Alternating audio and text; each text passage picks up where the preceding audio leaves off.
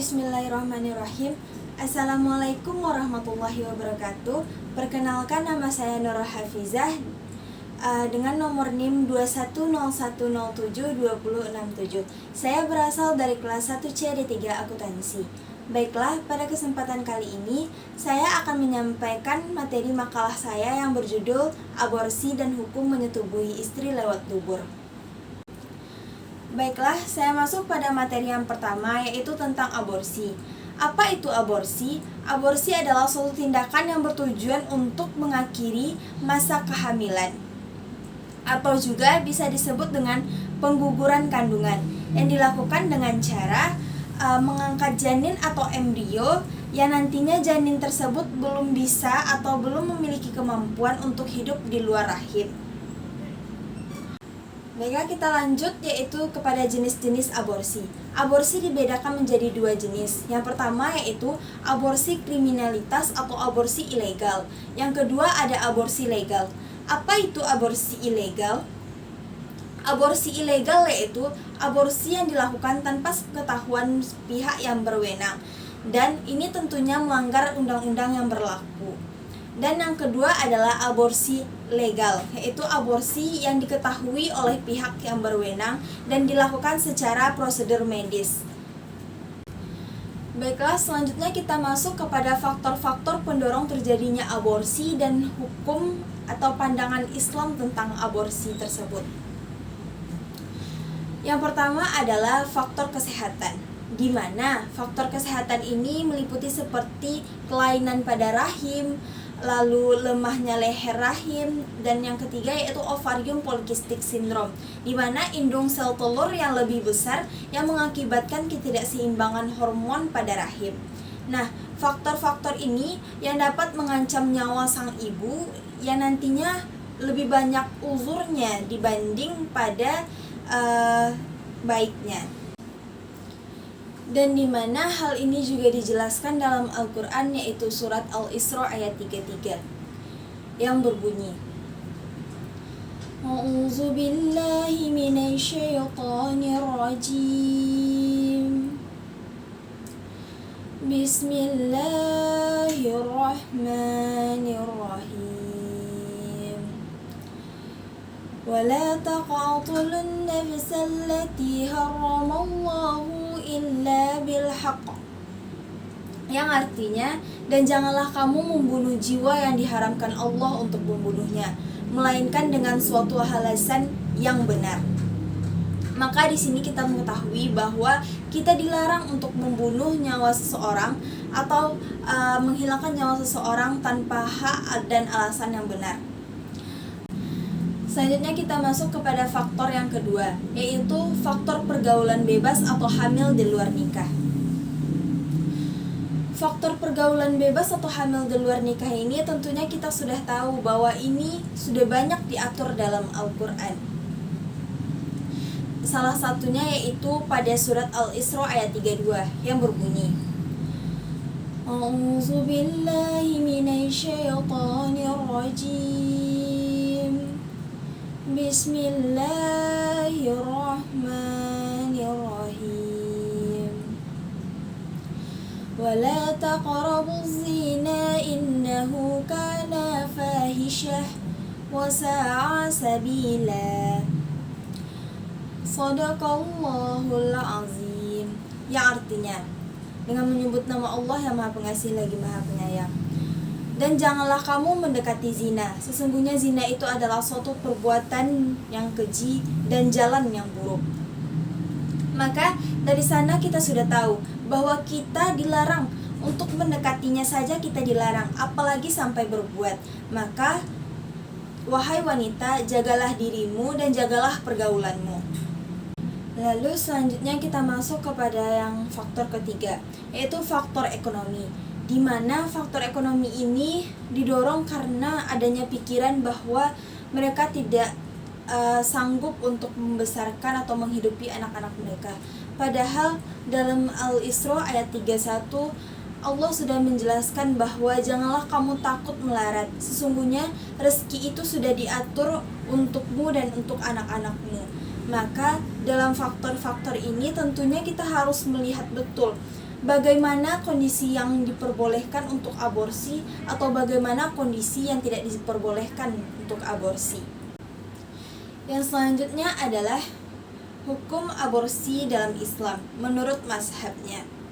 Yang pertama itu adalah mazhab Imam Hanafi dan mazhab Imam Syafi'i, di mana hukum aborsi ialah makruh jika belum menginjak 40 hari. Jadi di mana janin tersebut belum memiliki tanda-tanda kehidupan dan adanya syarat yaitu pasangan suami dan istri menyetujui aborsi tersebut.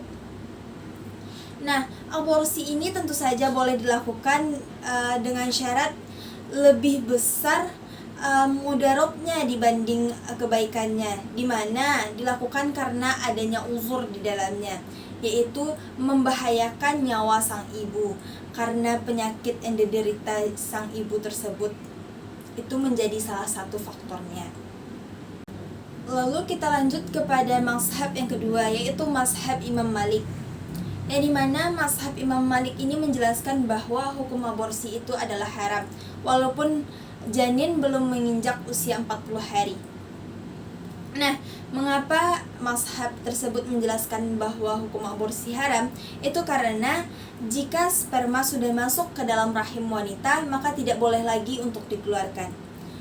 Selanjutnya kita masuk kepada materi hukum menyetubuhi istri lewat dubur. Selanjutnya itu bahwa kita sangat mengetahui betul bahwa jika sudah adanya ikatan suami istri maka boleh dilakukannya persetubuhan, yang dimana yang sudah dijelaskan dalam Al-Quran surah Al-Baqarah ayat 223 yang berbunyi, A'udzu billahi minasyaitonir rajim.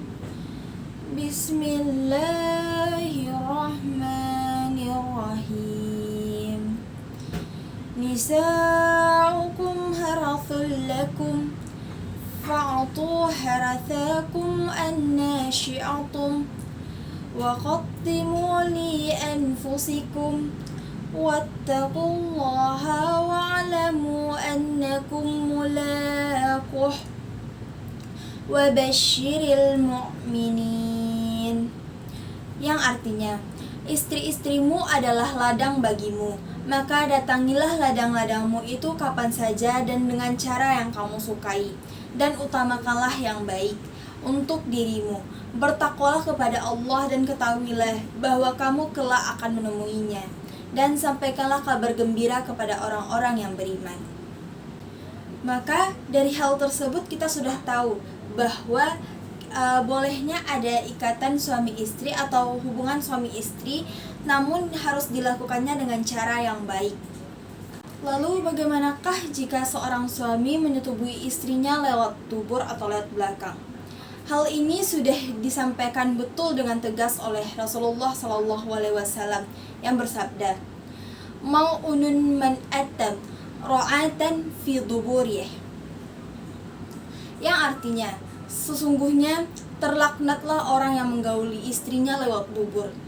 Hadis riwayat Abu Daud dan An-Nasai.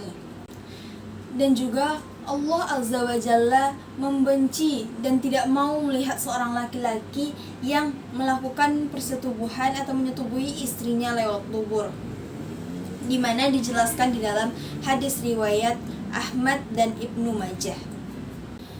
Dan Rasulullah SAW sangat menentang keras perbuatan ini, yang dimana Rasulullah mengibaratkannya seperti iwat sugro atau sodomi kecil. Dan dari sini kita sudah tahu betul bahwa hal tersebut sangat ditentang keras dalam Islam.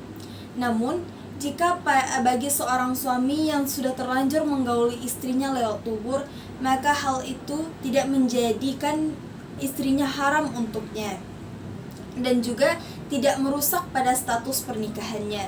Namun diwajibkan kepada keduanya untuk saling mengingatkan nantinya bila salah satu ada yang khilaf ingin melakukan perbuatan tersebut, maka salah satu yang lainnya wajib untuk mengingatkan bahwa itu adalah perbuatan dosa besar atau tidak diperbolehkan, haram dalam Islam. Dan seorang istri tentunya wajib untuk menolak suaminya jika diajak untuk bersetubuh melewati dubur. Itu karena tidak ada kata taat kepada suami jika itu melanggar aturan Allah. Yang dimana yaitu la ta'ata li makhlukin fi ma'syiratil khaliq. Yaitu kita tahu bahwa tidak ada kata taat terhadap makhluk jika sudah bertentangan terhadap aturan atau perintah sang penciptanya. Dan sang istri pun boleh menuntut kepada hakim jika seandainya seorang suami memaksa untuk melakukan persetubuhan melalui dubur atau lewat belakang, maka sang istri boleh meminta atau menuntut kepada hakim untuk melakukan perceraian. Dan sekianlah penjelasan saya mengenai materi hukum menyetubuhi istri lewat dubur dan aborsi, dimana kita tahu bahwa kita sebaiknya menghindari perbuatan-perbuatan yang dilaknat oleh Allah atau yang tidak disukai oleh Allah, dan lebih mendekatkan diri kepada Allah. Saya tahu betul bahwa dalam presentasi ini dan dalam makalah yang saya buat banyak kekurangan. Jadi saya mohon maaf bila ada kesalahan kata ataupun kekurangan. Assalamualaikum warahmatullahi wabarakatuh.